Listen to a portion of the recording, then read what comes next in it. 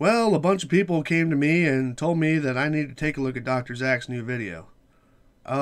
Guys, if he's not going to show anything and he's not going to do anything, it's really not worth the effort. But since I got a minute... Hi, Flat Earthers, this is Zack.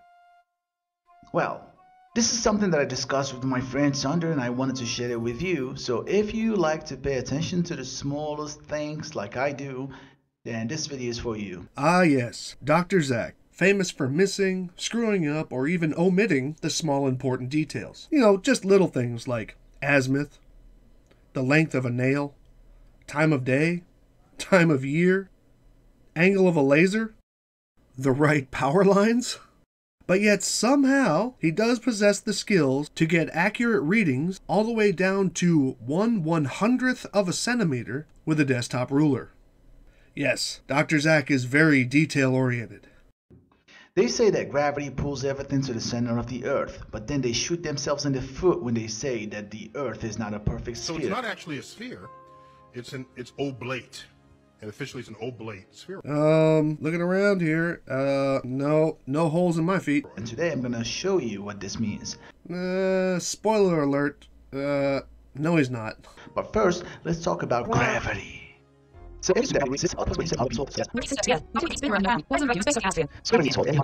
the funny thing is, if you ask about gravity itself, you'll find out that it's still an unproven theory. No, its generation and all of what it affects is theorized, but its existence is quite well fact. It can be measured and tested.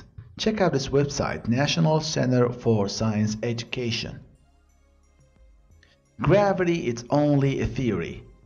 And if you go down here, the universal theory of gravity is often taught in school as a fact, when in fact it is not even a good theory. The essay that you are quoting from Ellery Shemp, is satire. It even says that at the top of the page. This is an educated trolling of creationists. The top of the website says, this satirical meaning sarcastic, critical, or in a mocking of another person's weaknesses, this satirical look at only a theory, disclaimers, imagines what might happen if the advocate of these labels is applied with the same logic to the theory of gravitation as they do to the theory of evolution. Like so many other flat earthers, Dr. Zack was only hoping you were going to read the part that he was pointing at. And if we go to this government's website, we find out pretty much the same thing. Your second site also states that gravity factually exists. It states we know how it behaves, just a question of its generation and source, as well as all of what might be affected by it. So they are technically saying that gravity is a law. Yeah. But only a law inside the theory of relativity.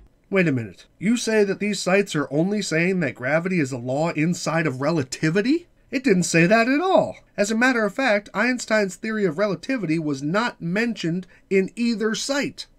And today I want to show you guys that if gravity exists and the Earth is really not a perfect sphere, then everything in most of the places on Earth will not fall down on a perpendicular way. Yes, perpendicular to the center of the Earth, not perpendicular to the surface that you are standing on. For the rest of his video, Zack goes on to say that lines 90 degrees perpendicular to a plumb line on an oblate spheroid would hit the surface of that spheroid, if extended out. An interesting theory, but does he test it? No. Does he say what force would be responsible for getting that plumb line? No. Not to mention the fact that Zack and his FE Corps friends have no idea how to level something anyway. I mean, remember? Here's Mike Cavanaugh, top dog of FE Corps, trying to defend that.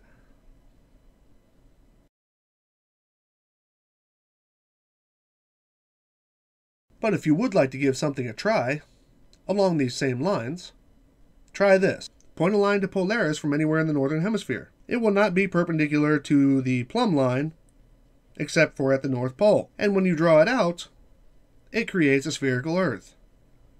Job done. This is just a message to the people who think that seeing something that is a few miles away is normal on a spherical object. It's not. Absolutely nothing about that comment made any sense.